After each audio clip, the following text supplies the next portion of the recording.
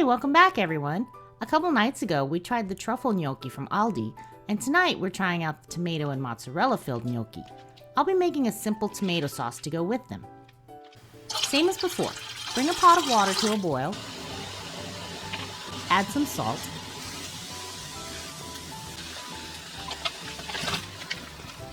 and give them a stir every now and again to keep them from sticking. When they rise to the top, let them cook for another 2 minutes to make sure that they cook through to the centers. Drain them, and this time I remember to roll them in a little olive oil so they don't stick to the strainer while they sit over here on the side as I make the sauce.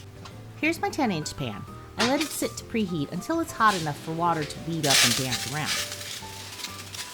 I'm going with only olive oil this time since I'm making a non-creamy tomato sauce. Remember, we used a mix of butter and oil when we made the creamy mushroom sauce.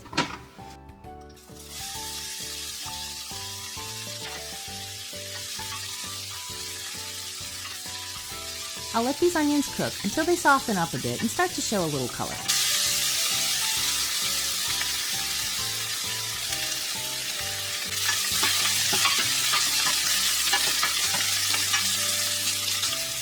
Then I'll add in the garlic and other flavor bombs. If you haven't tried a little anchovy paste, it's awesome.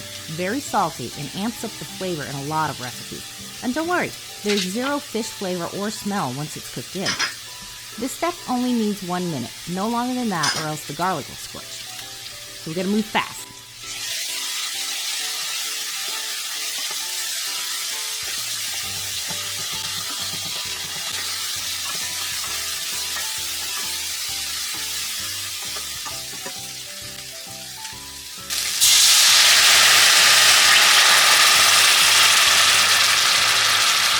I'm using red wine to deglaze the pan. It's my usual for any tomato sauce, but again, you could substitute with broth here if you need to avoid alcohol. Scrape up all of that yummy goodness from the bottom. Now for the tomatoes of your choice. Diced, chopped, stewed, fresh, canned. I'm going with this can of crushed.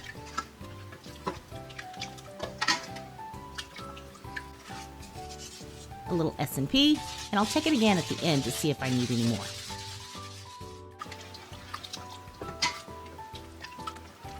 Now I'll turn the heat down to a low simmer, lid on, and let this simmer for about 15 to 20 minutes.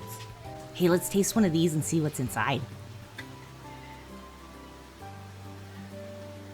Yum! Very tangy though. Open and stir the sauce every few minutes or so. See how the sauce has thickened and most of the water has cooked out?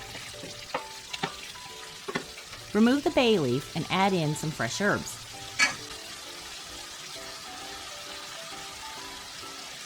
I'm using basil, but oregano or parsley would also be nice. Final taste check.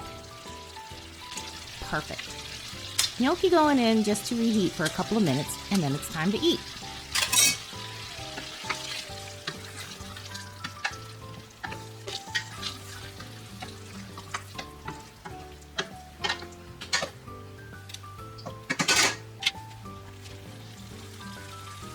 So if you've been watching this channel for a while, you'll know this isn't my usual style of video.